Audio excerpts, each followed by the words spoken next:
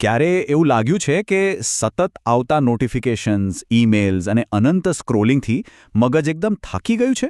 જો જવાબ હા હોય તો સમજી લેજો કે આ ફક્ત એકલાની વાત નથી. આજે આપણે આ ડિજિટલ બર્નઆઉટની આધુનિક સમસ્યાને ઊંડાણથી સમજીશું અને હા, એમાંથી બહાર નીકળવાના નક્કર રસ્તાઓ પણ શોધીશું. આ વાક્ય એકદમ સચોટ છે, ખરું ને? આ ખાલી થાક નથી. આ તો આપણું શરીર એ દુનિયાને જવાબ આપી રહ્યું છે, જે સતત પિંગ પિંગ પિંગ કરતી રહે છે, જે આપણને ક્યારેય શાંતિથી બેસવા જ નથી દેતી. ચાલો સમજીએ કે આવું શા માટે થાય છે. તો ચાલો સીધા મુદ્દા પર આવીએ અને ડિજિટલ બર્નઆઉટના મૂળ સુધી પહોંચીએ. આ પહેલા ભાગમાં આપણે સમજીશું કે આ સમસ્યા ખરેખર છે શું, એ કેટલી મોટી છે અને કેટલાક એવા આંકડાઓ જોઈશું જે કદાચ આપણને વિચારતા કરી દેશે. જુઓ, ડિજિટલ બર્નઆઉટ એટલે ખાલી કામ પરથી થાકીને આવવું એવું નથી. આ એના કરતાં ઘણું વધારે છે. આ એક એવી શારીરિક અને માનસિક થકાવટ છે જે સતત સ્ક્રીનમાંથી આવતા માહિતીના ધોધ અને હંમેશા ઓનલાઈન રહેવાના પ્રેશરથી થાય છે. કલ્પના કરો કે આપણું મગજ એક એવી મોટર છે જે ક્યારેય બંધ જ નથી થતી. તો શું હાલત થાય? હવે આ આંકડો જુઓ, ખરેખર ચોંકાવનારો છે. 61%. વેબએમડી મુજબ દર 100માંથી 61 લોકો ખુલ્લેઆમ સ્વીકારે છે કે તેમને ઇન્ટરનેટ અને ડિજિટલ ગેજેટ્સનું વ્યસન છે. આનો સીધો મતલબ એ છે કે આપણી આસપાસના અડધાથી વધુ લોકો આ સમસ્યાનો સામનો કરી રહ્યા છે. અને હા, આ ડિજિટલ વ્યસન ફક્ત ઘરે સીમિત નથી, એ આપણી સાથે ઓફિસ પણ પહોંચી ગયું છે. 77% કર્મચારીઓ કામના સમયે પોતાના બ્રેક સિવાય પણ સોશિયલ મીડિયાનો ઉપયોગ કરે છે. જરા વિચારો, આનાથી આપણી પ્રોડક્ટિવિટી અને ફોકસ પર કેટલી મોટી અસર પડતી હશે. તો આ બધો તણાવ આવે છે ક્યાંથી?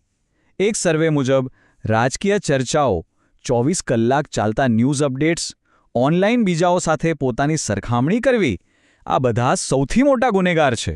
આ બધા પરિબળો ભેગા મળીને આપણા માનસિક સ્વાસ્થ્ય પર એક મોટો બોજ નાખે છે. અને હવે જુઓ, ભવિષ્યનો એક નવો ડર પણ આમાં ઉમેરાયો છે. એ છે એઆઈ રિપ્લેસમેન્ટ ડિસફંક્શન. સરળ શબ્દોમાં કહીએ તો એઆઈ આપણી નોકરી છીનવી લેશે એવો ભય. આ ડર આપણને સતત સતર્ક રાખે છે, મશીનો સાથે રેસ કરવા મજબૂર કરે છે અને પરિણામે આપણે વધુ થાકેલા અને અસુરક્ષિત અનુભવીએ છીએ. ઓકે, તો આપણે સમસ્યાને તો ઓળખી લીધી, પણ સવાલ એ છે કે આવું થાય છે કેમ? આપણા મગજની અંદર શું ચાલી રહ્યું છે? ચાલો હવે વિજ્ઞાનની મદદ લઈએ. આ વિભાગમાં આપણે એ સમજીશું કે આ ડિજિટલ ઓવરલોડ આપણા મગજ પર કેવી રીતે હુમલો કરે છે. વાત એમ છે કે આપણા મગજમાં ડોપામાઇન નામનું એક કેમિકલ હોય છે, જેને રિવોર્ડ કેમિકલ પણ કહેવાય છે. દરેક લાઇક, કમેન્ટ કે નોટિફિકેશનથી આપણને આ ડોપામાઇનનો એક નાનો હિટ મળે છે અને બસ આ જ હિટ આપણને વારંવાર ફોન ચેક કરવા મજબૂર કરે છે. આ સતત પિંગ પિંગ આપણું ધ્યાન તોડી નાખે છે. સવારે ઉઠતા વેત ફોન જોવાથી સ્ટ્રેસ વધે છે અને રાતે સ્ક્રીનની બ્લુ લાઇટ આપણી ઊંઘ છીનવી લે છે. તો આનો ઉપાય શું? એક શક્તિશાળી ઉપાય છે ડોપામાઇન ડિટોક્સ. ના, આનો મતલબ બધો જ આનંદ છોડી દેવાનો નથી, પણ એનો અર્થ એ છે કે મગજની આ રિવોર્ડ સિસ્ટમને એક બ્રેક આપવો, એને રીસેટ કરવી, જેથી આપણે પુસ્તક વાંચવા જેવી નાની નાની બાબતોમાં પણ ફરીથી આનંદ શોધી શકીએ. તો આ ચક્રને તોડવું કેવી રીતે? ચાલો હવે કેટલાક એકદમ પ્રેક્ટિકલ ઉપાયોની વાત કરીએ.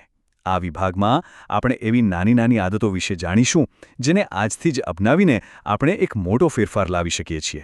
શરૂઆત કરવા માટે અહીં કેટલીક એકદમ સરળ ટિપ્સ છે, જેમ કે બિનજરૂરી નોટિફિકેશન્સ બંધ કરી દો. ફોનને બ્લેક એન્ડ વ્હાઇટ એટલે કે ગ્રેસ્કેલ મોડ પર મૂકી દો, જેથી એ ઓછો આકર્ષક લાગે. જમતી વખતે કે બેડરૂમમાં ફોનને દૂર રાખો, અથવા તો બસ રાત્રે 9 વાગ્યા પછી નો સ્ક્રીન નિયમ બનાવી લો. યાદ રાખો, નાના નાના ફેરફારોથી જ મોટો તફાવત આવે છે. જો કે નાની આદતો તો માત્ર શરૂઆત છે. જો લાંબા ગાળાના પરિણામો જોઈએ છે તો એક વ્યવસ્થિત પ્લાનની જરૂર પડશે. ચાલો હવે કેટલાક એવા ફ્રેમવર્ક જોઈએ જે આપણા ડિજિટલ જીવનમાં એક મોટું પરિવર્તન લાવી શકે છે. આ એક જબરદસ્ત ફોર્મ્યુલા છે, WDDD1111, એટલે કે દિવસમાં 3 વાર 1 કલાક ફોનથી દૂર રહેવું, જાગ્યા પછી, સૂતા પહેલા અને જમતી વખતે, અને દર અઠવાડિયે એક આખો દિવસ સંપૂર્ણ ડિજિટલ ઉપવાસ. આ દરેક નિયમ આપણા મગજને ખૂબ જ જરૂરી આરામ આપે છે અને એને રીસેટ થવાનો સમય આપે છે. અને એક બીજો નિયમ છે 42%નો નિયમ. જે લોકો પોતાના કામમાં શ્રેષ્ઠ હોય છે તેઓ પોતાના દિવસનો ઓછામાં ઓછો 42% સમય એટલે કે લગભગ 10 કલાક આરામ અને રિકવરીમાં વિતાવે છે.